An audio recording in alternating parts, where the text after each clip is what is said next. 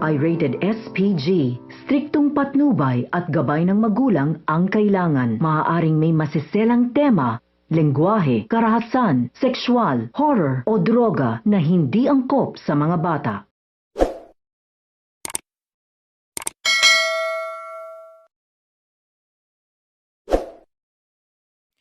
Narito ang mga kaganapan ngayong Lunes sa Born to Shine. Namatay ang matandang may breast cancer na hindi man lang natupad ang kanyang huling kahilingan, na makausap si Dara. Kaya si Dara ang sinisisi ni Dolor dahil namatay umano ang kanyang nanay na malungkot. Sumugod naman ang kapatid ni Dolor sa venue ng concert ni Dara para gantihan ito. Mabuti na lang na hadlangan ito ni Jenny pero na-injured ang ating bida. Na-appreciate naman ni Dara ang pagkakaligtas ni Jenny sa kanya. Samantala, nagre-rehearsal ng sayaw sina Jenny at nag-alala naman si Nate para sa kanya.